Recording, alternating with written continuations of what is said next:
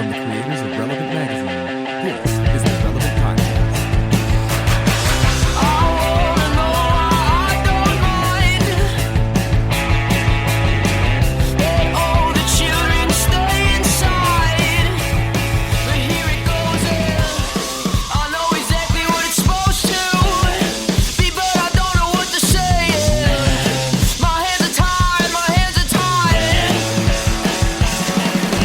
It's Tuesday, September 10th, 2019, and it's the Relevant Podcast. I'm your host, Cameron Strang, and here with me in our Orlando studios, on the ones and twos, our illustrious brother, Chandler Strang. Hello. On the Skype line from Loverland, Virginia, Jesse Carey. Hello, hello. Joining us from Nashville, Tennessee, author, speaker, podcaster, cowgirl extraordinaire, Annie F. Downs. Good morning, gents. And working from the Paris office for the next few months, our senior editor, Tyler Huckabee. Bonjour, mon amis. You could have literally said anything that vaguely sounds French and be like, all right, rigatoni, pasta, buongiorno. And I've been like, oh, okay, Italian. Sure, why not? That's Italian. But you would have said that. You would have known that was pretty Italian. Yeah. I think, right? I conflate France and Italy in my mind. You said rigatoni. Yeah. He literally said rigatoni. Listen, a type of noodle. it's all one big country over there to me. It's like, my understanding of Europe is like Germany, England, and then all the rest kind of blend together in this amalgamation of fancy things. That's my understanding of Europe. So Is that why the UK Really wants to get out of bad. the EU? Because they just feel like, you know what? We just need a little more distinctive. We need our brand is getting sullied by the rest of these countries. We have into tea, we have cheeses and we fancy have- pastries. Like, yeah, that's not their scene. Yeah. It's the only reason. Yeah. All this trouble just to make sure they can consolidate a little more, have a stronger brand identity than the rest of Europe. Makes sense. Also, why do you separate Germany? Why does Germany feel like its own country? But France and Italy are the same because there's no food from Germany? There's definitely food from Germany. You know, As soon as I said it, I knew we were going to get in here's the trouble. sad reason why. Here's honestly the sad reason why. And this is going to make me sound like a very ignorant American, but this is the reason.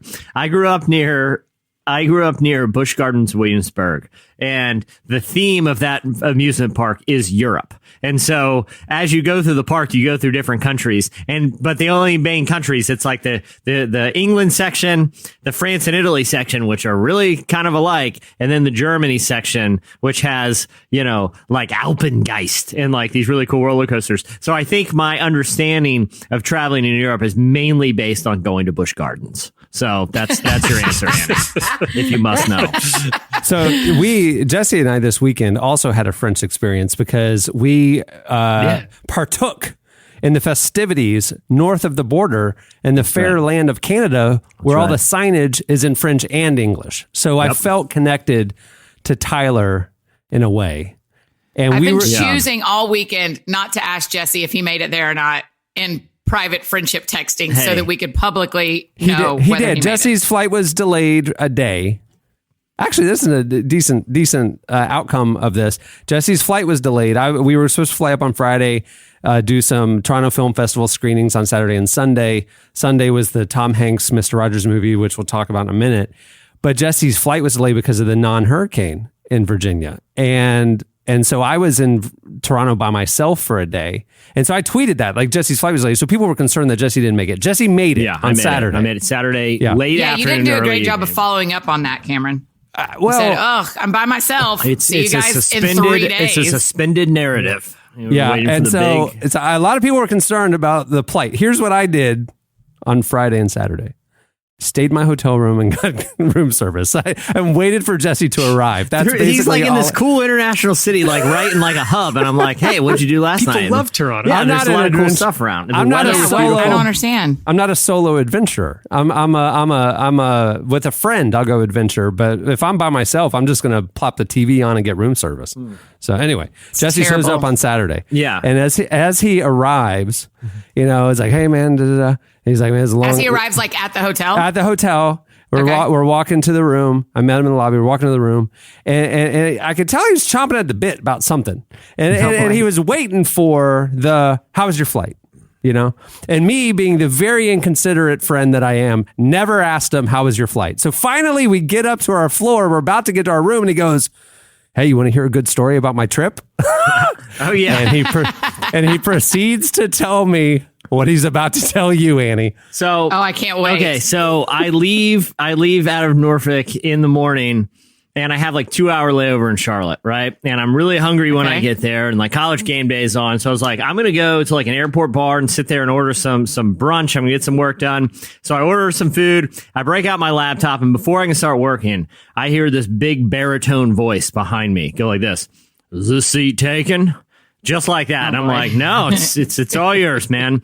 And it is this guy. He's got a big burly beard. He's wearing a cowboy hat. He's probably like mid to late 50s and a very like muscular gentleman. It looks like he is like a real deal cowboy. Like wrestler kind of, no. So like cowboy kind of muscular. Exactly. Cowboy trucker muscular. Okay. You know what I mean? Got it. Like muscles that were built chopping wood and mending old, you know, he can barbed lift wire. heavy things, but he doesn't like go to the gym all the time. He's not a gym type of guy, but a cowboy hat and everything. So you know, you guys know me. Everyone always gives me a hard time. I like to chop it up with strangers. I don't mind. Yeah. You know? Okay, I will also say this, not to stop your story, but it's a phenomenon. Like Jesse and I, as we're in Toronto, we're just in a store. We're just in the hallway of a hotel, whatever. I am the king of no eye contact, I give all the nonverbal, don't talk to me. Jesse, for some reason, every single stranger comes up and chats with him. Yeah. And he indulges. And I'm sitting there standing. You do have such a friendly face. I have a likable way the about energy, me. man. It's a It's likable the energy. way I about don't me. want to get too new agey on here. You I'm put good sending out energy vibes into the world, and they come back to That's me. right. You put out the right vibes. And it worked. And we'll tell you, after the screening, it worked pretty well by sending out those good vibes into the universe. That's true. So anyway, but we're getting off track here. Yeah. So anyway, I'm sitting there. And my new friend Mark sits next to me, and he tells me that he is a rancher, and he is on his way. He's out in like Missouri, and he's got a big cattle ranch out there. He shows me pictures on his phone of a cattle ranch. It looks pretty cool. And he's wearing his cowboy hat. He's quite a bit older, but that's cool. I'm in my travel attire, which is usually like a baseball hat, a t-shirt, and jeans. And we're just sitting there chatting it up. Your travel attire is literally your everyday attire, Jesse. That's literally what I wear every day. But anyway, so we're sitting there chatting, and he's like, he told me that on his ranch, he's getting ready to host a country music benefit concert. And he's raising money for a really cool cause in the community. And then he just starts telling me all about country music, and he loves country music. This guy lives for country music, okay? For cattle ranching and country music.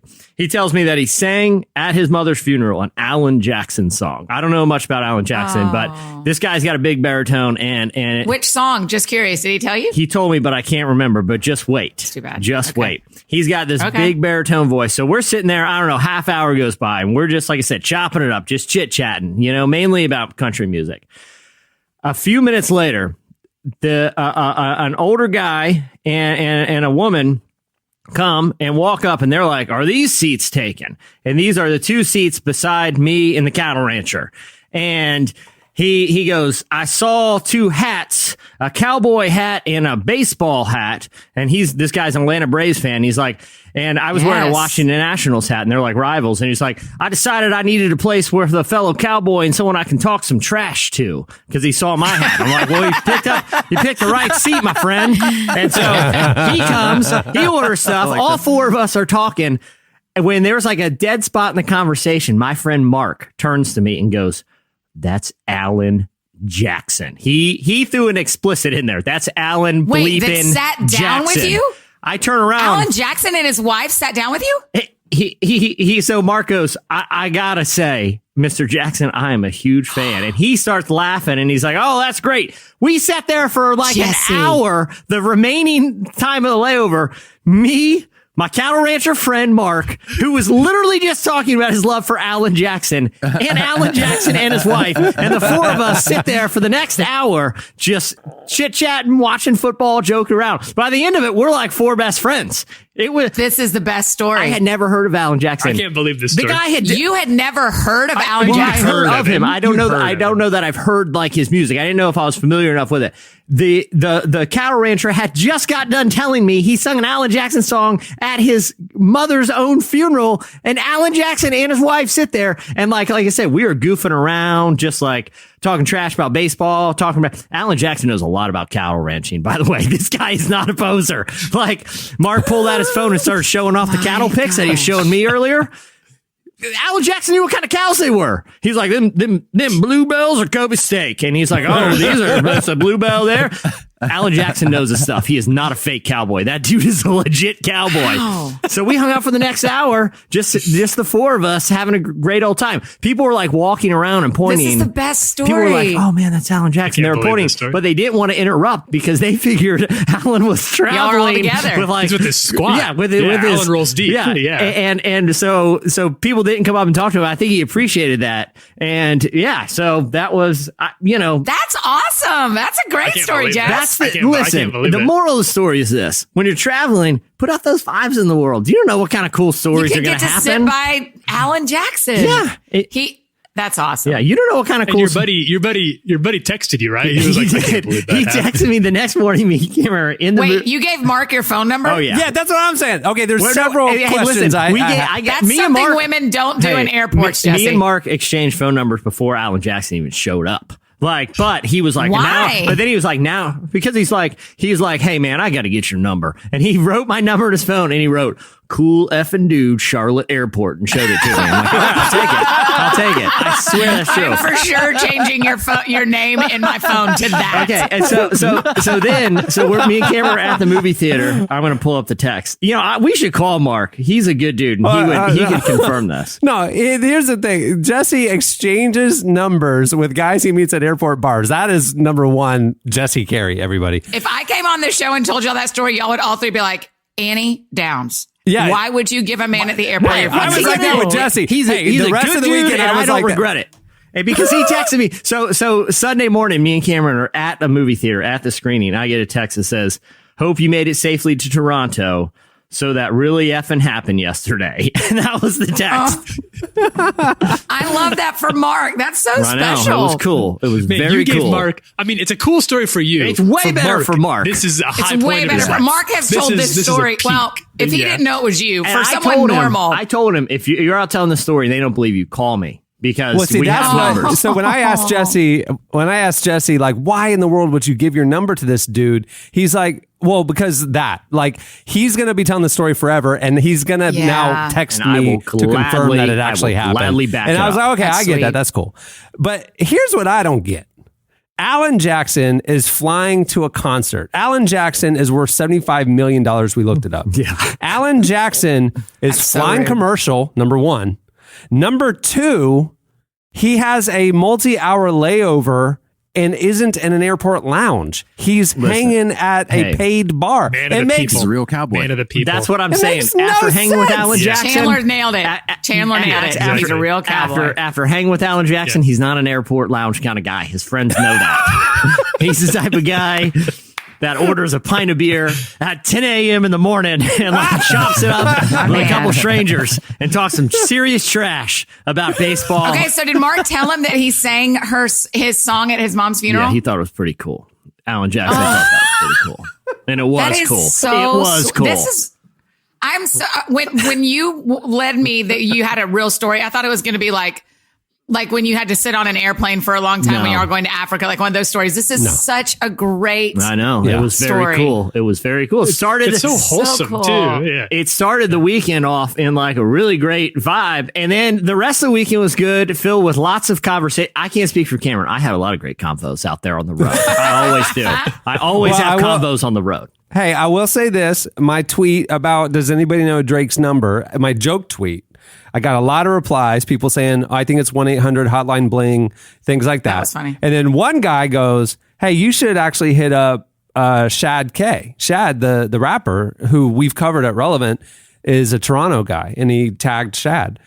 And we're sitting there on Saturday and Shad hits me up and he goes, hey, DM me and I'll give you some recommendations. And so he and I were talking. And then he was like, well, I'd love to meet up. So Jesse and Shad and I ended up going out on the town in Toronto, and he showed us like all the cool local spots and stuff like that. That's so fun. Ended up having a conversation. Cool. I mean, we talked for 45 minutes about basketball. Then we talked 45 minutes about hip hop. And then we talked 45 minutes about Jesus. Yeah. And it was like, that's the perfect night for me. You know what I mean? It I was, was about to say, did you ask him to marry you? Because that sounds like the kind of person And you want to guess, spend 45 minutes into it, guess who rolled up again? Alan Jackson. It was weird. I think he's following me. I think Alan Jackson is stalking me. Now, Jesse, I know enough to know you're not a huge country music guy. No. But did you, in honor, did you listen to any Alan Jackson? Because I would probably turn him on for the next Do leg a of my little- flight. You know, way down yonder on the Chattahoochee? I honestly did. that is not a country not, music that guy. is not I his mean, song. I've been curious to, but I didn't since then, unfortunately. He's No, great, Jesse. Seriously? He seemed like a cool cat. You know, I mean, I don't know much about his tunes. Maybe Chandler, you can play one during the break, but he seemed like a good dude. And he said this, his gospel album, it may, cause like, I mean, my buddy knew his entire catalog and was walking through it. I mean, he's got, I think the album's called like, he's got some cool album titles. I'll tell you that. I didn't listen to them, but they sound cool. One called like Angels and Alcohol. I'm like, well, that sounds like a cool country album right there. But according to Alan Jackson, the one that made him the most money, and he might do another one, is this gospel one. People ate that up. And so, but he's a cool cat. Cool cat, that Alan Jackson. We'll play. I love that, Jesse. Chandler can research and figure out which one his gospel one is, and we can play that one on the break. Yeah, we'll play. We'll that'll play I us just out keep today. thinking that for Mark's life story, Right? that is like so providential. You know, like Yeah. I just love that you Oh got my to gosh. see such a he special was moment happen for he Mark. was still riding high the next day. Like I said, the text I He's got still them- riding high right I know. now, He's wherever probably, he he's is. probably having the same conversation right now somewhere. No Down question. at the hardware store or whatever. That's what I was saying. In the hardware store, nowhere. For the rest of his life, every stranger he Yes. encounters is going to hear this story. I'll never forget you because you were there. I know. That's I right. know. It was awesome. Yeah. It was cool. You guys That's are really bonded sweet. forever. That's right. You guys are- That's right. oh, And if it's I'm a traveling, bond. if I'm traveling through his part of the country, I'm definitely shooting him a text and getting a tour of that ranch. Yeah, you because it looks. should. I mean, I saw some pictures. It's got a waterfall. Did out y'all there. take a selfie? Did y'all go that No, far? we did. We determined, like, you know, you didn't want to, like, I didn't want to make it weird. I wanted it to keep it, you know, like, Keep it low yeah, key. exactly. So Wow, But- that is so. I'm like so happy. I love that. I love that story. It's such a wholesome story. It started off my morning. It's such a Yeah, wholesome that's great. story. You know, here's a lesson, kids. Start drinking at 10 a.m. and good Talk to things strangers. happen. Talk to strangers. Talk to strangers in You airports. only get to start drinking at 10 a.m. if you're Alan Jackson. yeah, exactly. If you're He's Alan earned the right. Jackson, So He's that's earned not it. the do thing to whatever you learn want. here. As do whatever Drake, you He's want. put his time as in. Drake said, you can't drink all day unless you start in the morning. Exactly. So, Exactly. so we have an awesome dinner with Shad, and then we get to go to see A Beautiful Day in the Neighborhood.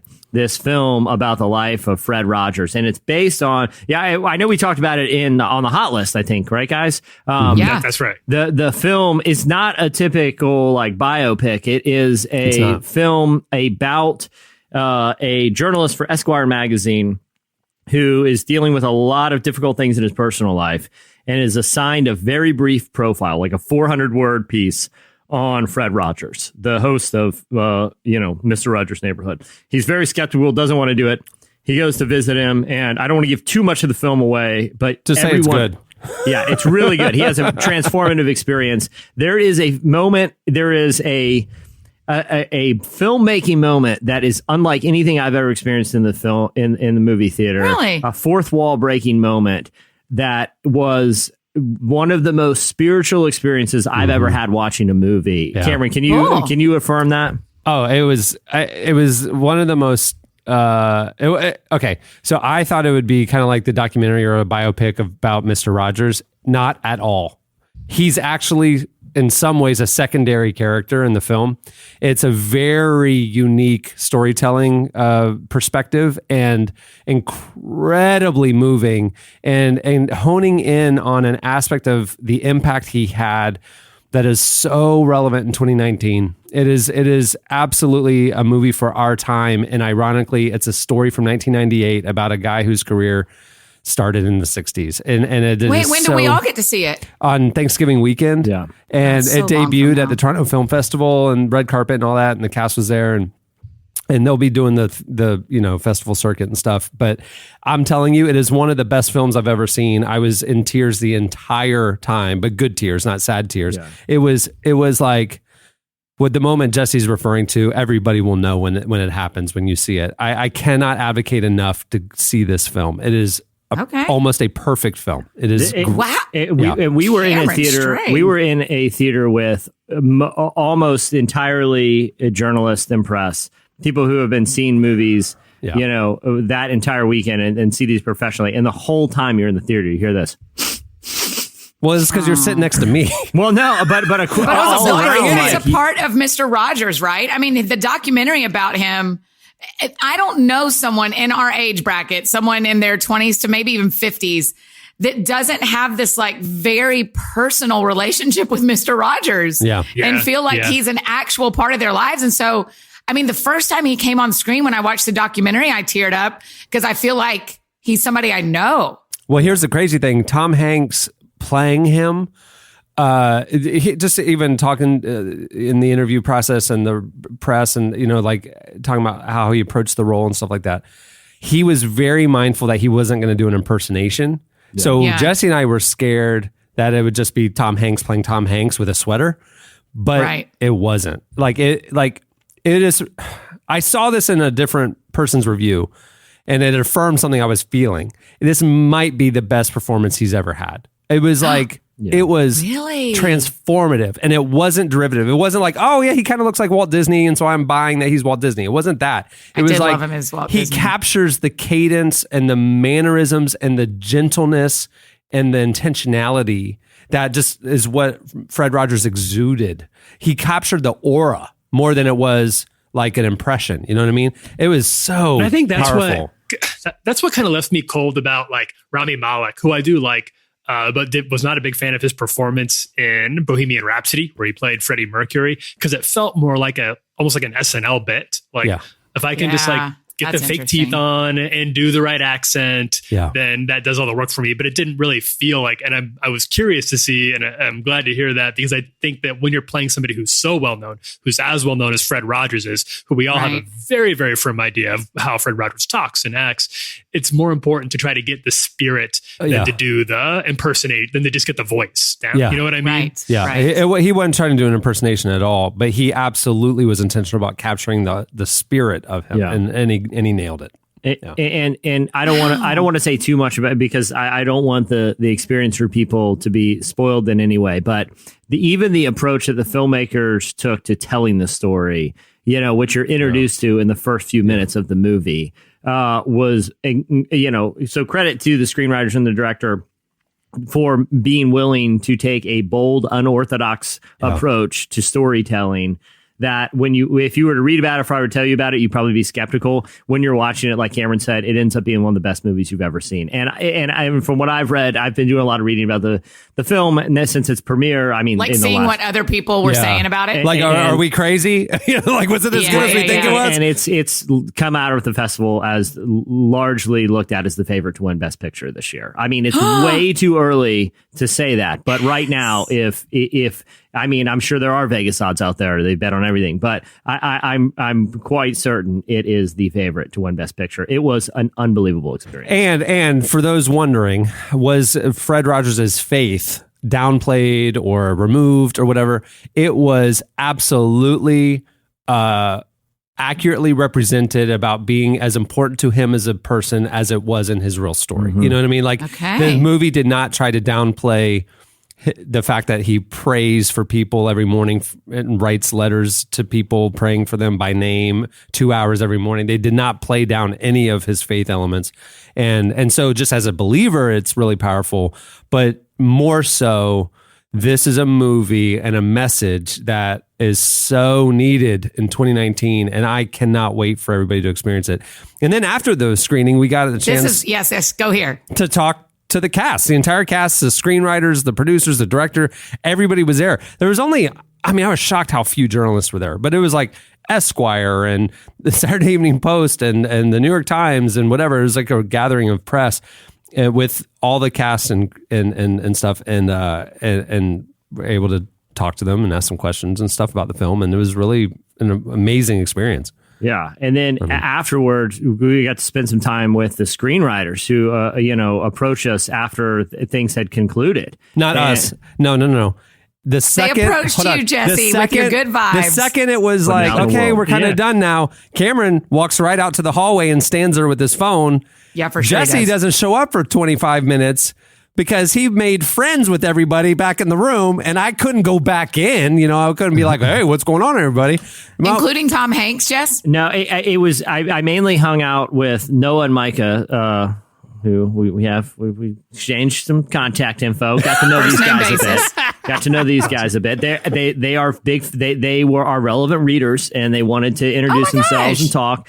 And two great guys. They have interesting faith stories themselves, but they were, very intentional with how the presentation of faith was done in this movie. And we kind of talked, just on a personal level about each other's kind of stories and backgrounds. One of them is from Tulsa. And so we had some common, background there, having gone to ORU and getting to know what really seemed genuinely like their heart for this movie was, they want people of faith to be portrayed in a way that is fair and accurate and not like overly proselytizing. And they saw this as an opportunity. We had talked, it was off the record, so I don't want to say too much about some of the other stories that they had considered telling in screenwriting before, but they were all faith stories. But when they landed on this approach to the Fred Rogers story, they knew they were onto something special.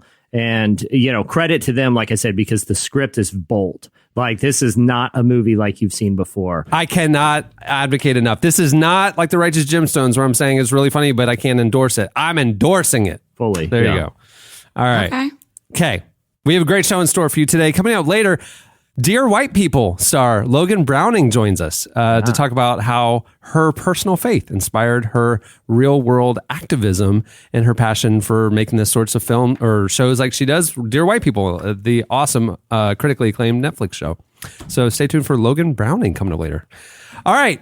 Well, that'll do it for your international update and Alan Jackson encounters. Stay tuned up next. Slices, Alan. Stay tuned up next. It Slices. Pour me something tall and strong. Make it a hurricane before I go insane. It's only 12:30, but I don't care.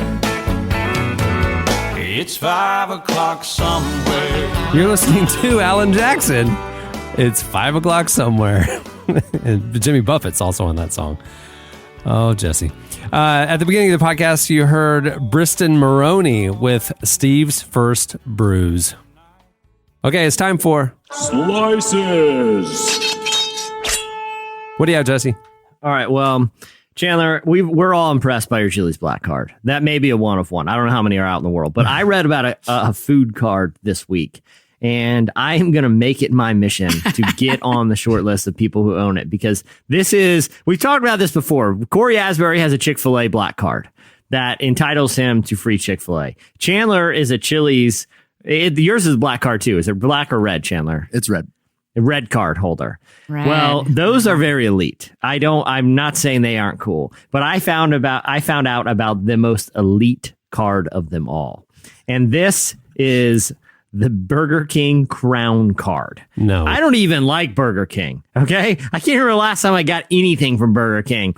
It is my mission to be the 13th person to have. Are the other 12 famous? Do we know any of them? And they all have stories. They all have Burger King stories. This is why it pays to have stories, live an eventful life. Because if you get famous and you have an old Burger King story, Burger King's going to find out and put you in this elite club of 12 like really notable people who Burger King played an important role in their life. Okay. So Burger King hunts down these people and they give them the BK Crown Card, which enables you to as much Burger King as you want for your entire life forever. Okay. There's no limits. There's no ceiling on this card. But the 12 are famous people? Yes. Well, not all of them. A lot of okay. most. So they didn't publish the whole list, but here's a couple. Robert Downey Jr. is a Burger King Crown Card holder, because you may remember Robert Downey Jr.'s story. He was a promising up and coming actor and got into some trouble and some substance abuse issues. Well, in an interview, he never recovered. His career crashed, and that was it. Never heard from him again. Well, thankfully he ended up kicking his addictions. He has recovered and is now one of the biggest movie stars in the world. But you know what he credits to his substance abuse helping him get through it was eating greasy meals at Burger King would calm him down when he was having post-addiction panic attacks. He would eat Burger King and that would calm him down. That's why in the first Iron Man movie, Tony Stark orders Burger King food.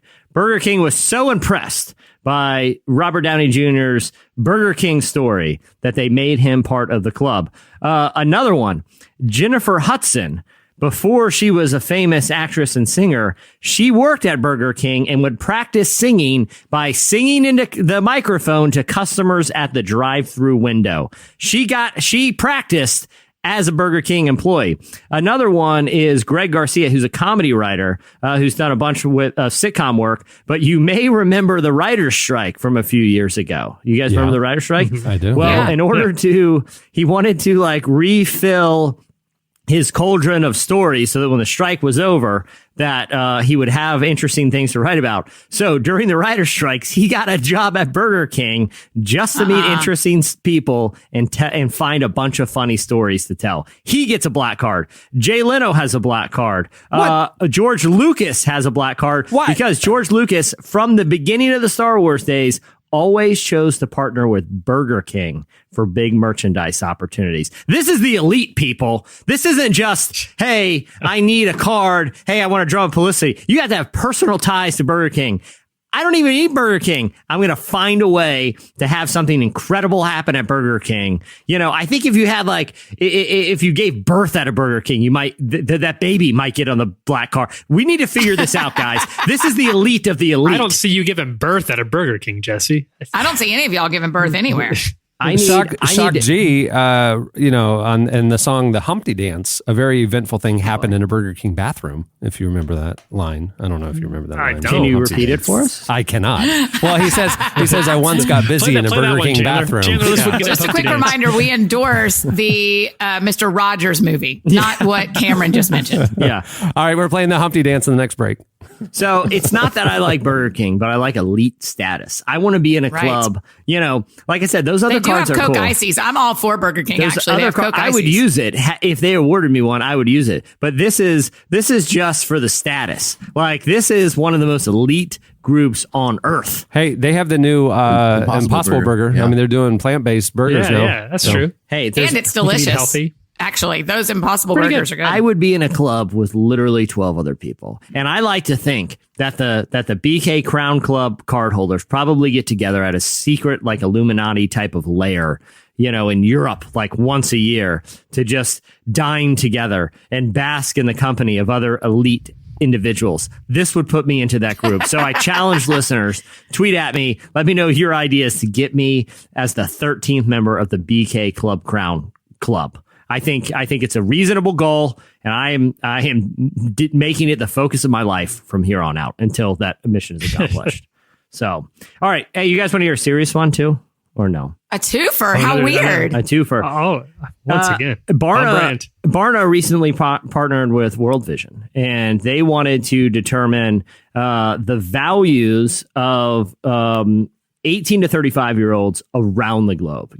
Both of those organizations are interested in determining belief systems, but World Vision wanted to partner with them to particularly talk about how faith and sort of a pull for activism actually shaped them. What they found, some of it's encouraging, some of it's a little concerning. One is anxiety, specifically about finances, vocation, and global issues is pretty prominent in that group, with more than 40% saying they experience anxiety about those topics. They also are, a lot of them are, this is the main one I wanted to talk about, is how a lot of them have a hard time justifying or rectifying human suffering and global suffering around the globe with their faith. The ones who report being religious, about half said that they don't have good answers for how their faith can exist in the world with this much suffering, and how, God basically allows bad things to happen. They feel very passionate. All the other questions show they have a very deep passion for changing the world and helping people that are suffering. But about half in that demographic who are Christians say they don't know how to answer the questions when terrible things happen and someone asks them, how does God allow this to happen? They want to fix it. Would the other half care to tell us their answer is? Because I'm not sure. Yeah, I'm surprised that I think 50% thinks they have a good one. But I do think that shows, like, I mean, even that response, like, I'm not sure that I necessarily have like a good answer for that. I don't know that, it really like threatens my faith. Like some people have said it does. But I do think it's interesting that it's obviously, if that many people say that that's a problem for them, I do think it seems like something that the church should do better to address, because, I think there are different theologies about it. But I think what we've tried to advocate for in kind of what we are able to do here at Relevant is really showing that, like, we can be the change, like we can be the hands and feet of Christ. And, it's not so much that God allowing these things to happen, but God empowering us to be the alleviation and to be the source of healing and the source of comfort for people that are suffering. But, and part of the reason they commission this is to better understand people's motives for wanting to get involved. But, with half saying that they don't know how to answer those tough questions, I do think it shows sort of a void in church teaching on it. Annie, obviously you're involved in teaching and right. Preaching. What is your response when you hear a number like that?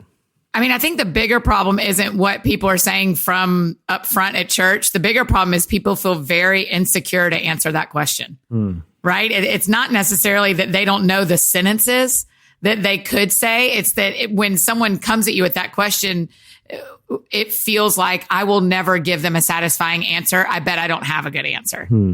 Yeah. And so I'm thinking more about how people are self-identifying as unable to answer that question. It's more of an insecurity than an actual truth. And what would be, not that you have, I'm not saying every. You're like 50% of us should do that. So Annie and Cameron, y'all answer. No, but I'm saying like, and not that, I'm not saying like big complicated questions need to have like succinct answers. But right. if this is like a big problem, and if you had to give an answer to someone that's essentially a form of, they see something bad happen on the news and they believe they serve a loving, just God and want to know how can this happen, what would your response? And if you don't want to answer, you certainly don't have to. I don't mind answering. I refuse to let fear keep me from answering a question about Jesus. So I will do the best I can. What were you to say if you were approached by one of these half of the population? I mean, I think the reality is that and y'all are seeing this we talked about it Friday with Morgan, Cameron, like we're seeing it in people really close to me in Nashville as well, of like, people are suffering, and that is not a new experience on this planet. People have been suffering for a really long time because this planet isn't our home and it isn't the end. The only hope we have in the midst of suffering is Jesus.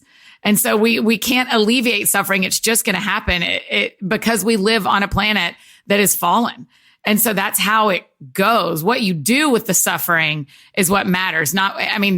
The days we're not suffering are the ones we should be grateful for, not surprised when we are, Yeah. And so I just think the narrative probably shouldn't be why does bad things happen to good people, or why isn't God, I thought God was kind. I thought he was loving. How's this happen? The truth is suffering is one of the things every single one of us have in common. Yeah. And the thing we get to offer to people who don't know Jesus is that the only reason I can talk about him in the middle of my suffering is because of the hope that he is. That's right. Absolutely right. It's a good answer. I don't have anything for that. So I hope that you swung the balance a little. Now the majority will say they know. I mean, the I think it's a good thing for us to talk about today too, as well, because today is World Suicide Prevention. And so it is just such a good reminder for any of our friends listening that there is always hope. Even when you feel like you're out of it, even when you feel like it's gone, there's always even just a smidge of hope. So before giving up, look for it one more time. Really good. There you go. All right. What do you have, Tyler? The French beat. Okay, so I'm bringing a story from the world of tech today. So buckle up, because I don't really know what I'm talking about with any of this stuff, but I'm fascinated by this new device from the tech story. So MIT has created this new pair of, they look like glasses. If you look, they look like very bad, ugly glasses. They're kind of blocky and white. They're called Attentive View. And what these things do, they have an EEG monitor, and it will plug into your brain, and it can notice when you are and are not paying attention. Okay. So if you're sitting in class, if you're reading a book, if you're at work, if you're watching your TED Talk, whatever it is, it'll monitor your actual brain waves, and it knows when you lose focus on that. And then it will send you what it is calling a nudge to remind you got to start paying attention to this thing again. And it does this via two ways. One is via what they describe as bone conduction auditory feedback, in which it uses your skeleton as sort of an amplifier for a little. Apparently, it's a bird sound, like a tweet. They're like, "Hey, your mind's drifting, your mind's wandering. You get back on focus." But it also does this haptically. It sends a little physical nudge to your brain as well that you feel to let you know that you've stopped focusing, and a little bump. That one's called. So that sounds a little bit invasive to me. Obviously, but as long as you pay attention, I guess it's not that big of a deal. So I'm curious about what you guys feel like maybe the moral, if there's any moral issue or with the level of potential invasion going on here with this pair of glasses, that can monitor, that can read your mind and let both you and obviously people like your instructors know when your mind's wandering. I'll go first. Though I stopped paying attention almost immediately. So I don't even know what we're talking about. So let me ask you this. Can you start from the top? No. Yeah, I mean, it does seem like, listen, I don't think it's a big surprise to anyone who is living in modern times that attention spans are quickly shortening, Like, I get it. Yeah, so do I. I mean, I can't even watch like if I see a YouTube video, Tyler, you and I in particular are always hunting for interesting content and interesting things to post and share and hopefully spark discussions about. But if I see a YouTube video that's over 2 minutes, I'm like, 2 minutes? I didn't take the day off today. Like, this isn't a half day here. I'm not, it's hard for me. I don't even, I like going to movies more than I like watching movies at home, because sometimes I have trouble sitting through an entire movie at home. If I'm watching a movie at home, I'm doing something else. I'm on my phone. I'm on Pinterest. I'm folding laundry. I'm never just watching a movie like I do at a movie theater. But I think the applications of this seem to be professional and academic, right? Like if you're locked into doing something.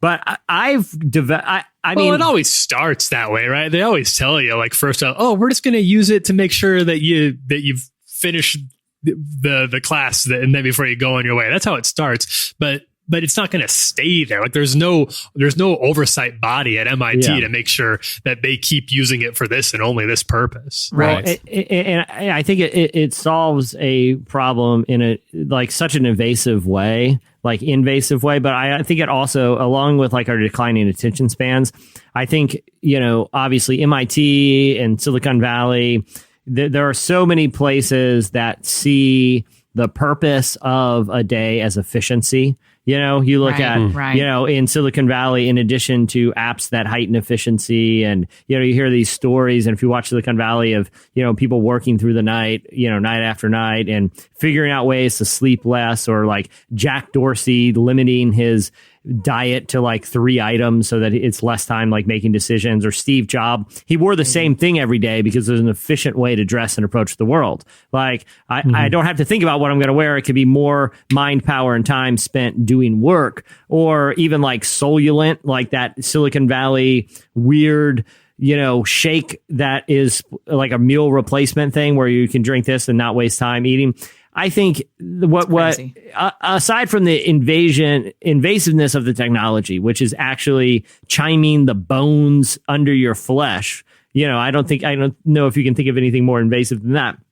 I think it also is like sad commentary and concerning commentary on the idol of efficiency that we have in culture. Like, if I'm working, I'm going to be efficient, but I also realize that the creative process looks different for different people. And, like if you never stop and run down a rabbit trail, then you're really going to limit your ability to think in outside the box ways. And, if you don't take time to, sit down and have breakfast in the morning, or if you don't, or to strike up a conversation, or, to, even while you're working, it's really easy to say, well, I'm not going to answer any of my chats because I'm only going to do this one thing and I'll move on to this other thing. I've realized like that becomes problematic for me because what happens is it creates anxiety because you create these kind of false milestones when if you realize like, hey, if I move through the ebb and flow of my day, I can work in a way I get way more done. So even though I'm not like monitoring like efficiency with some device, it's like, different minds work different ways. And that's okay. Right. Yeah. Like, especially when you're working in a field that's creative or involves collaboration. If I close my chat window and say, I'm blocking that out for the next hour, I'll catch up later. That becomes a problem because I'm putting some arbitrary deadline over conversations with my colleagues that could help in the collaboration. It just, I don't know. I'm kind of rambling here at this point, but I just think it's emblematic of a problematic problem. Like, it seems like a symptom of a greater problem. There might be times, yeah, but I feel like this is designed for one extremely specific type of what we call productivity. And obviously it's the one that we've put the highest premium on here in the US, but it still doesn't make room for, we don't have technology that can tell us maybe you're thinking about something that's different or better or more important, or is actually going to funnel your productivity in a different direction than what's being taught in your class right now or in this article that you're supposed to be reading.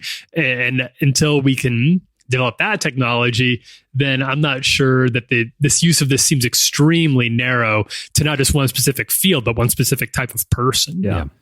All right. What do you have, Annie? Drum roll, gentlemen. I've got a twofer.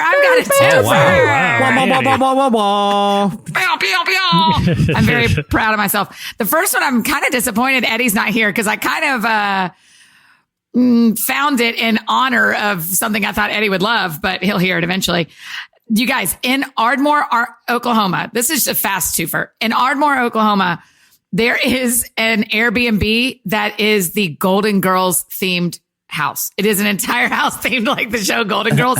And it is actually on Blanche's childhood property. Okay. So you can stay there. If you stay at that Airbnb, there's a 99% chance you're going to be murdered by a serial killer wearing like an elderly woman's dress that night. No, it's so funny. Every room is decorated just like it was in Golden Girls. There's framed pictures of all the women all over the house. So I'm just saying, for anyone who wants to stay halfway between Oklahoma City and Dallas, just search for the Golden Girl guest house and it is available. And it's be awesome. Smothered in your sleep by a floral oven mitt. That's the house for you. That's exactly right.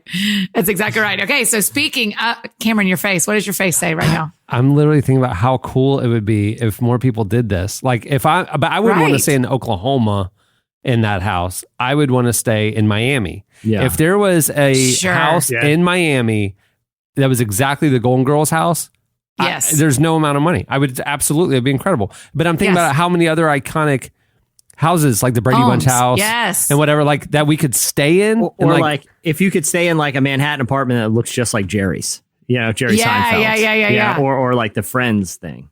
Because they didn't change. You got to go look at it, Cameron. They didn't change the they didn't change the walls, so it's not this like it's not a replica, but every room looks similar. Build a replica.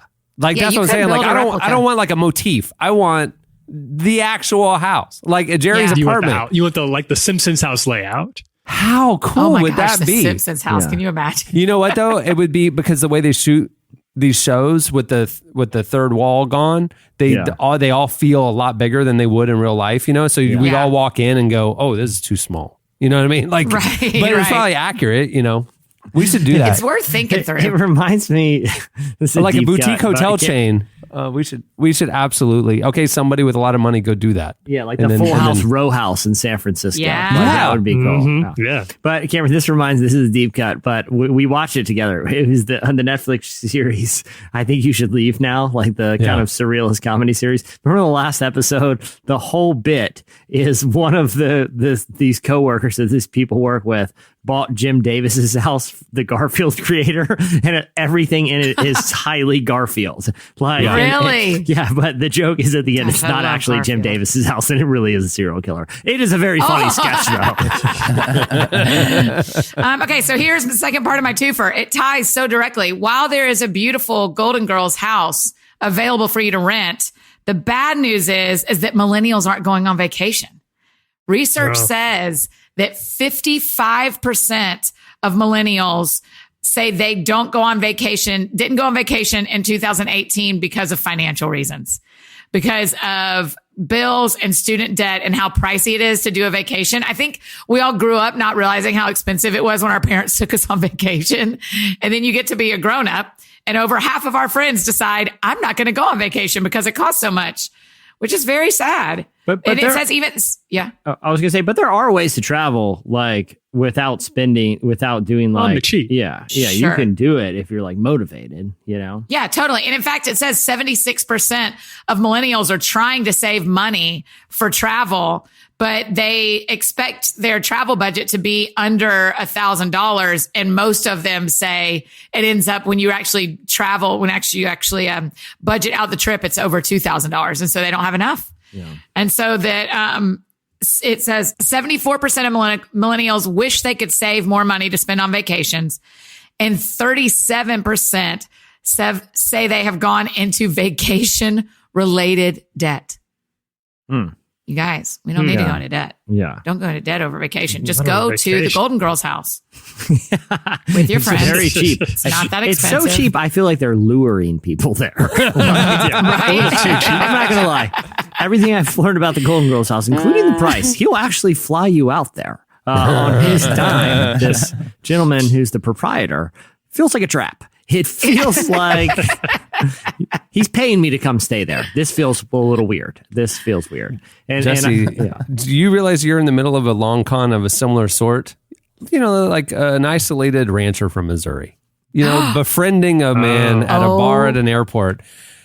Giving him his number. Are you saying Alan Jackson? The blink of Jesse's face where he suddenly realized his life was in danger. You're saying Alan Jackson is in on this? Like this was all a highly orchestrated thing? They did not exchange numbers. You said you exchanged numbers before Alan Jackson even arrived. That's exactly this right. This guy is luring you to his ranch out in the middle of nowhere, Missouri. Listen, I'm a very easily lurable person in general. Yeah. Like it wouldn't take elaborate con. If someone invited me to somewhere cool that I didn't really know, I'd be like, all right, why not? Let's check it out. Let's do it. Let's do this thing. Golden Girls house. Cool. Whatever you say, serial killer. It's kind of weird that there's locks on the outside of the bedroom doors, but sure, why not? I'll stay in Blanche's room. I'm trapped. Help me! I would never say in Blanche's room. That's too much has gone down in Blanche's room. Oh boy, whose room are you staying in? Dorothy? I think I'd Rose. I'd probably do Rose. Rose. It would smell like grandma, but like Dorothy's, I think would be the most normal room. Can we talk about one thing about grandmothers' houses in general, real quick? Yeah, of course. The elaborate, and I don't mean to be crude, but I watch home shows, and so I feel like it's fine to talk about bathroom remodeling. The elaborate toilet decor. Like toilet seats that have like a furry carpet on top and the tanks that have like the furry, like it's like pink kind of fabric. And then the seats that are like a cushion, you know, like, Yeah. why is it that so And the many toilet water grandmothers? is blue. Well, and the blue, it's like I'm in the heart of the Caribbean, you know?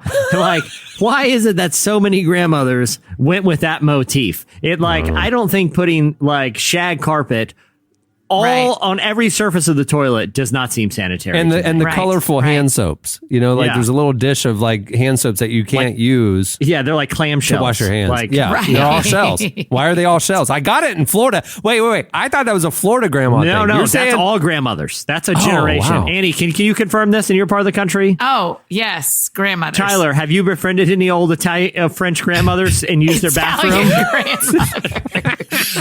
No, I've only been in so far pretty normal. But the French are different. We're talking. That's not fair. French are a different kind of people. It's very utilitarian in bathrooms. Now in America, I'm right there with you, Jesse. And there's also little shelves, like one shelf for the practical stuff, the soap, the toothbrushes, and then there's another shelf. There's another shelf for the seashells. A some framed sort of like picture. sailboat. Yeah, a thing. framed picture of the family in the bathroom. Right. Yeah.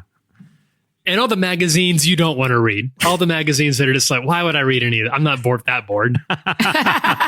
and when you like the things that get in the air in a bathroom, I like it settles onto those items. That's you know what I mean? that's what I'm is saying. Is grandma really scrubbing them down every week, or is that stuff accumulating? Well, you know what I'm saying? That's what I'm saying. Oh, if I have to figure out the most unsanitary thing to wrap the surface of the toilet in, shag carpet's probably number one. There's a lot of fabric for things to work their way into. Like you know, like I think it's porcelain for a reason. You can just Lysol the whole thing down. Covering it in shag carpet So defeats the gross. purpose. That's all. I'm just saying. But it was a generation of grandmothers that was the thing. That's what you did if you had a classy place. You know. Right. That's right. All right. Well, that'll do it for Slices. Stay tuned. Up next, Logan Browning joins us.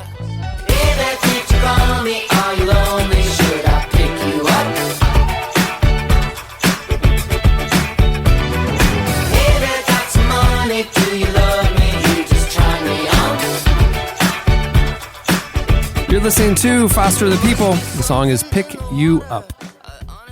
Well, today's show is brought to you by Trinity Retreat Center.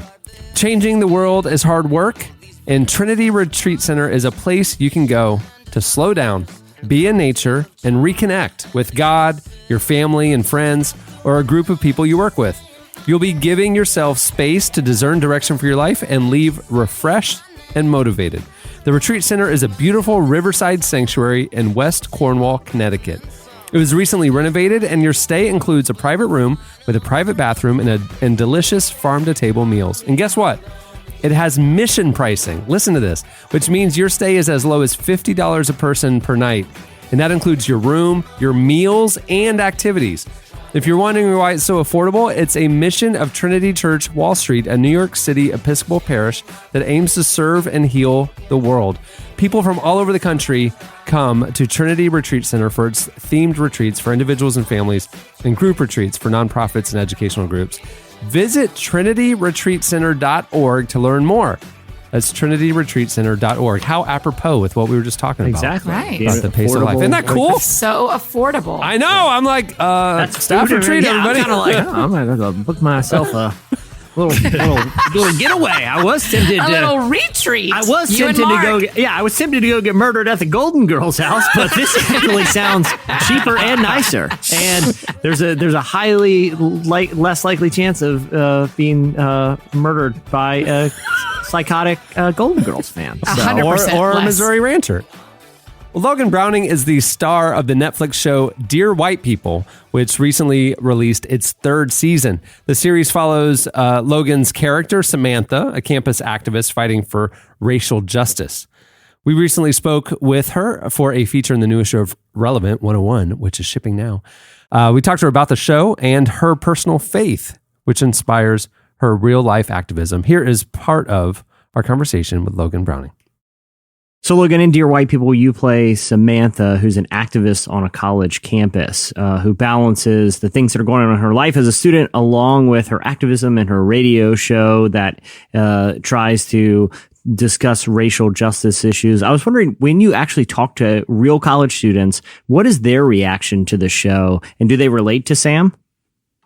To be honest, all social change over time. When you think about even the civil rights movement, it began on campuses. That's where movement started. When you think about like lunch counter sit-ins, those all started with young people on college campuses. But people having to deal with it today and hearing from them, when I visit schools and hearing from them what they're actually dealing with on a day-to-day basis, it gives me so much pause, because I can't imagine trying to get through 8 semesters or more and also fighting for injustices or against injustices. So what I hear from them is that they feel comforted by watching Sam go through the same things they're doing, because there aren't a lot of shows where you're seeing a character go through the ups and downs of trying to be a part of a movement that's bigger than them. Logan, I know that you grew up in the church and that you are a Christian and faith is a big part of your life. How does your Christian faith inform your approach to real life activism?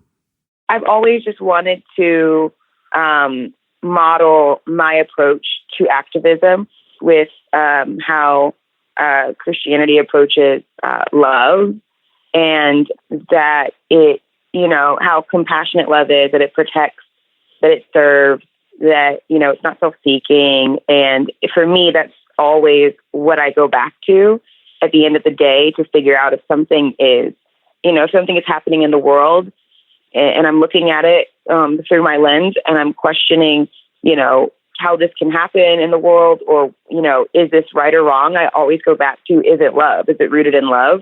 If I can't find that there, then I fight for that. I fight for the love angle. I fight for how do I protect that love that's being destroyed? So that's kind of always what I fight for, or what I kind of angle myself as. Logan, tell me a little bit about why you feel called to show like your white people, are also to be vocal about issues of racial injustice and be an activist as a Christian. Being someone who was raised Christian and still is a Christian, I find it important for someone like me who is a very out of the box thinker and very like open to so many ideas to speak up and be in positions of activism, because I think that sometimes it's misguided that, any group of people all have the same ideas. Like, that's the point of Dear White People, that a group of young Black people can all have completely different ideas. Duh, that's just how human nature is. And so being a Christian is the same way. Like, your faith is based on certain things, but the way you view the world can be completely different from someone else. And so being lumped in a category sometimes is, that's why I always want to speak up to the people. I think that Christians get a bad rep sometimes in terms of being, because there are hateful people in the world who are Christians who make other people feel left out and unloved. And I just find it my job to make sure that I'm not one of those people. Logan, I think a lot of people watch Dear White People and that will be familiar with your work and hear interviews like this, and maybe are from different backgrounds from Sam or from the characters on the show, but they still want to be an ally. They still want to help the cause of racial injustice and understand communities and people who are different than them. What would your advice be to someone who wants to be an ally, who wants to enact change and really wants to fight for racial justice? When it comes to allyship, all you have to do is listen, is listen to what the people who are either already speaking up about an injustice are saying, and help to amplify those voices. There are so many ways that you can amplify voices that are already having something to say. And there's also ways you can crush their voices, because a lot of times the people who are in a position of being great allies in our society have sometimes more access to things. And whether that's, whether you're a man, whether you're white, whether you live in a certain place, like people have different privileges and accesses. And so just listening and amplifying is the simplest way. And in terms of watching the show, I think the show heals on its own and helps people to empathize. And I think when you can empathize with more people, it just encourages you to want to protect more people and not just yourself or the people who look like you, that was Logan Browning. Stay tuned. Up next, your feedback. Gain off the arm and hammer. Swim towards the current. System trying to drown me. Stain your record like pour rocks and darks. Spin cycle, half for tops for one. Out the slums. Nobody gave me nothing. Had temptation, so I hustled David Ruffin. You're listening to Danny Brown. The song is Dirty Laundry. All right, it's time for your feedback. Last week, we got talking about vanity license plates. Right. I forget why. Other than the fact that Jesse went to the DMV in Virginia and almost bought a horse lover license plate. That's right. That's Horse right. enthusiast. That's right. For people enthusiastic about horses and need new license plate for a fleet as well. They're available for fleet prices. So yeah. So we asked you, what are some of the craziest customized license plates that you've seen out in the wild? You guys went nuts on this one. You hit us up on Twitter at Relevant Podcast and sent us pictures because we didn't want you to just make up funny ones. We wanted evidence. yeah, Right. And you guys sent pictures of actual license plates. They did it. And here are a few of our favorites. I'm telling you, there's so many. You guys need to just go back and like look at our mentions and just scroll through them and laugh. There's crazy ones, but here's a few of our favorites. I like LH's before. This one isn't a vanity plate, but it is one of those custom decorative plates that you can get. This one's in Florida and it's available for a fleet. And it says, "Discover Florida's horses." What's up with these very odd, like decorative plate? Discover Florida's horses. Where? Like, what an odd thing to have on your vehicle. That Okay. is on. I Okay. agree My with you. my favorite. My favorite is Jessica's. So she says, my parents thought this would be a cute vanity plate for my first car because my childhood nickname was Butterbean. So they got her a license plate, all caps, BUTTR space BN, Buttered Bean. Unfortunately, she says, at 65 miles an hour, it looks like butt rubbing. BUTTRBN. Yep. Thanks, Mom and Dad.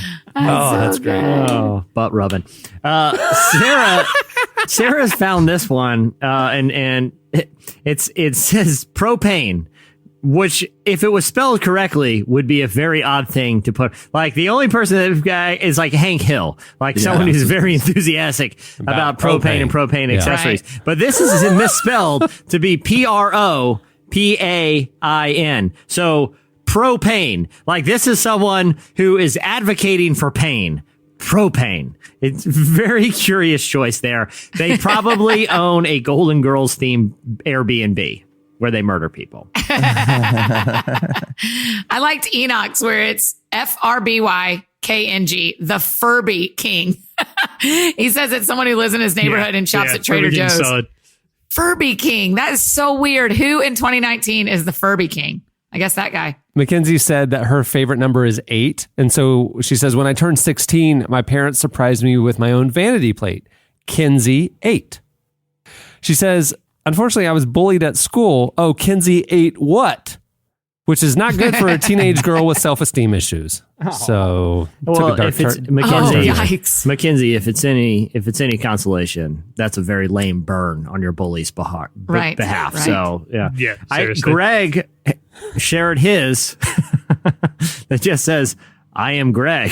I am Greg. It's what Groot would have. So I like that. I don't want to have that license plate in my life where it's just me. I am intrigued. Annie. I'm intrigued by Benthany's here that says 4 years ago, a New York plate with a ghost car tried repeatedly to run me and my kids off the road. That's very scary. That'd be terrifying to be run off the road repeatedly by a ghost car. 4 years later to the day, she was behind the same car on the Yikes. same road. Says she now believes in ghosts, obviously, duh.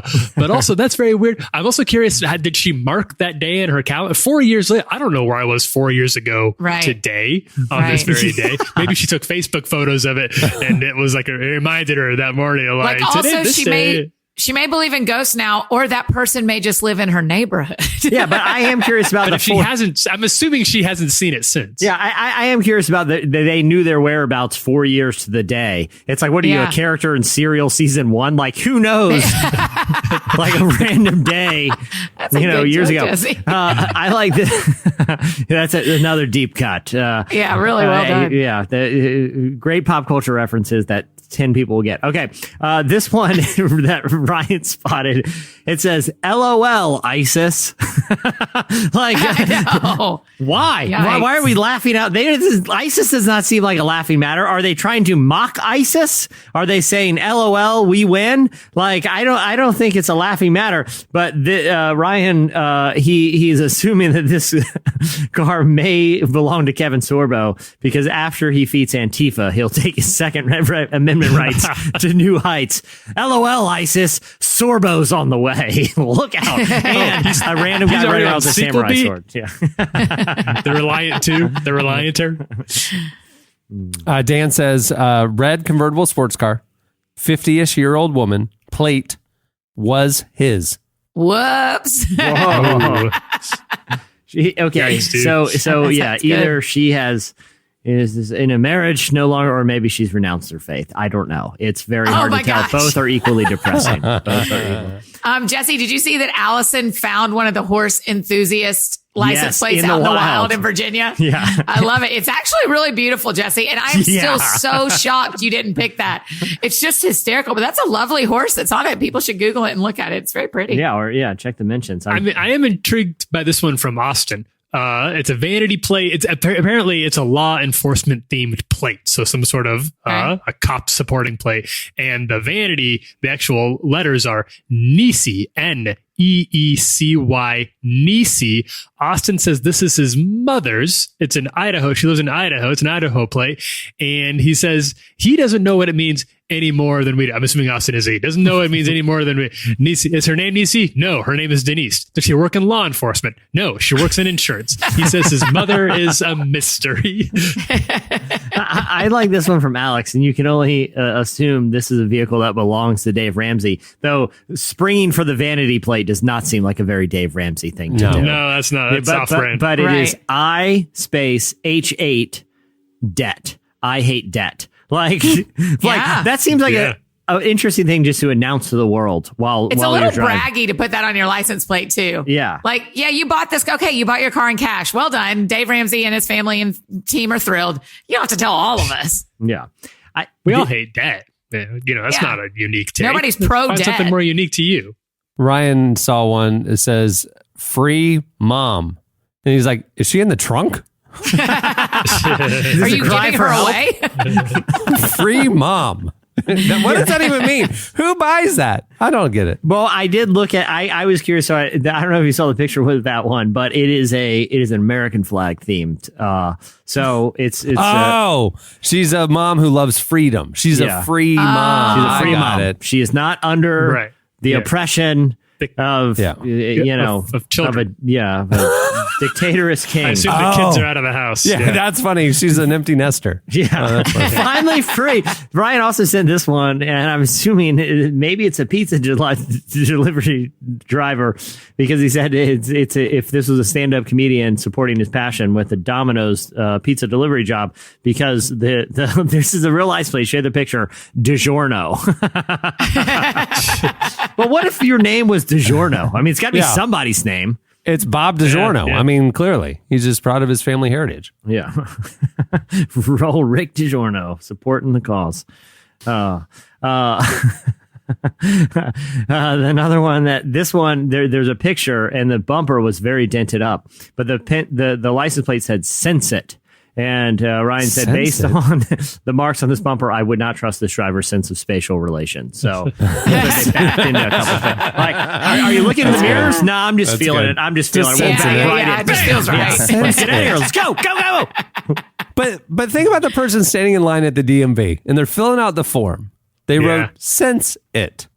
Like what? And they've dreamed it up, right? I mean, these people have dreamed this up. But like, what were they going for? What were they trying to communicate to the world? You know? Yeah. Yeah, that's hard to know. Sense it. Yeah, it is like, why was this worth paying for? Like, what message are you attempting to send here? Maybe it's one of those people who does one of those multi-level marketing things with that sense with the candles that don't melt. And she's like the number one salesperson in the world. She's like, I sensed it. I smelled it. I sold the scents because I think one of them is called Scents something. Yeah, but isn't Scentsy. it SCENT?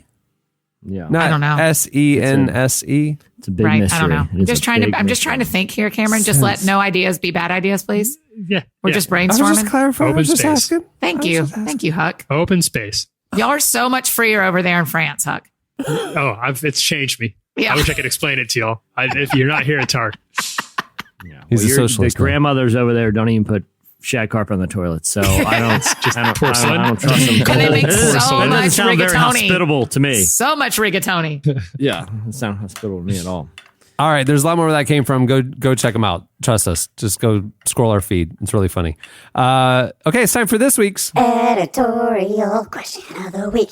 All right. Well, earlier in the show, we got talking about like replica Golden Girls houses, and we got talking about actual Golden Girls houses, your grandma's house. We got talking about we got talking about grandma bathrooms.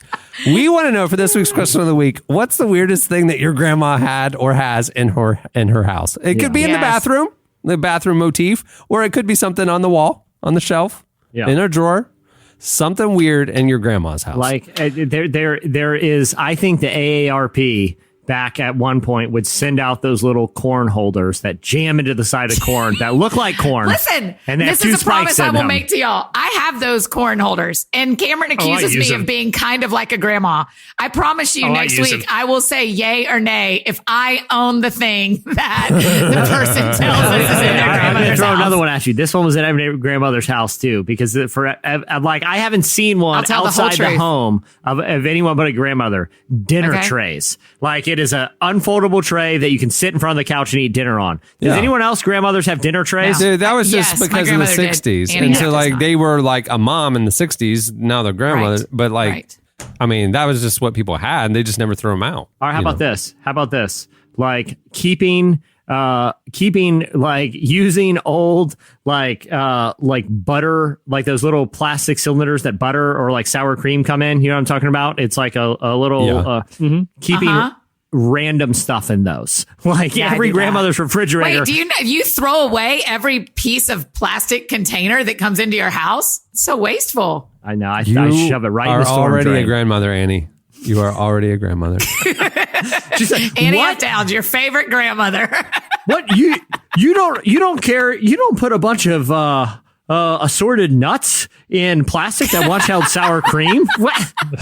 Who are you? I don't do that, but I put leftovers in containers and plastic How about, containers. I do think it's odd that I don't that, reheat 'em. that assorted nuts in grandmother's homes were left just sporadically in different rooms of the Yeah. house on like end tables and stuff. And Right. how long were those nuts out there? Jesse, how did we have the same grandmother? That's what I want to know. Every grandmother had this stuff. Every grandmother had. You could walk in any room of the house, and on like an end table was a little dish with assorted nuts. I don't know when those nuts were placed there. I don't like having just food laying out, but it was just a thing grandmothers did. You know, I don't want to take Yeah. all the good ones. Send us more. But I never figured out, like, did she know we were coming over, so she put the nuts out, or the nuts always out? The nuts are Like, always I- out because Yeah. grandmothers knew this was an age of the pop in where someone might stop by. Like if someone stops by, that's a phrase people would say. They might stop But by. again, I come back to grandma's houses. A lot of older things create a lot of dust. That stuff settles on the nuts. She ain't what dusting the nuts. That's the problem. That is the problem. You're eating bacteria. You're eating air bacteria. yeah. just And I don't nasty. even know how close it is to that shag carpet on the toilet down the hall. The gust of wind that was- blows through there that because was the weirdest one. a lot of grandmas would just open the window instead of turn the air on if it's cool Yeah, down yeah, outside. yeah. So the wind's gusting Why would in. you not open the window? Yeah, I'm so it's your grandmother. Why would you not open the windows? I have windows in my home that I'm not sure. I don't even know how to open them. I don't know how the latches work. All right, hit us up at Relevant Podcast with the weirdest thing that you saw in your grandma's house. Okay, one more. Oh, Jesse. There is a shelf that contains trinkets from every vacation they've ever been on, like a little, Jesse, like a I little wouldn't- snail shell or something. You know, like I with wasn't like gonna a say it flag because painted on my- it. Oh yeah. My grandparents were missionaries, and so like they had kind of like the trinkets from all over the world. So I didn't know that was in every grandma's house, but that's the defining characteristic of my Hey, grandma's I've house. never been to your grandmother's house, but I think I named 10 items that she owned. 100%. That's crazy. Yeah. That's crazy.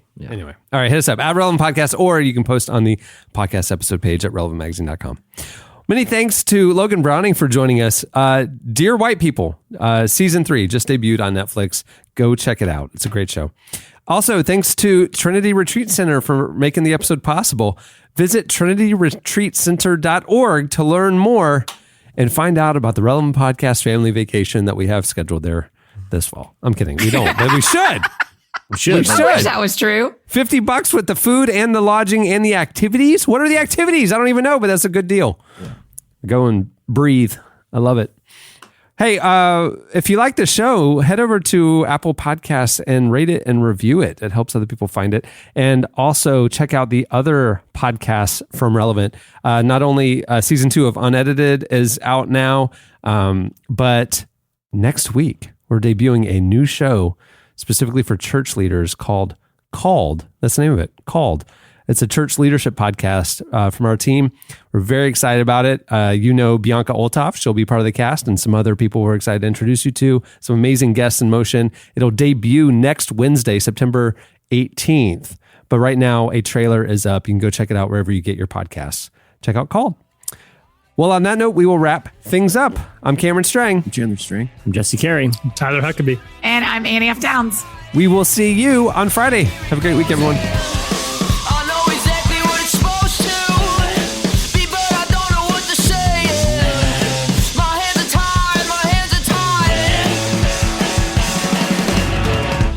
Thank you for listening to the Relevant Podcast.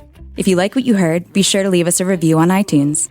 Check out other shows from the Relevant Podcast Network in the podcast section at relevantmagazine.com. And while you're there, browse exclusive podcast merchandise at our online store. Make sure to subscribe to Relevant Magazine. Info is available at relevantmagazine.com/subscribe.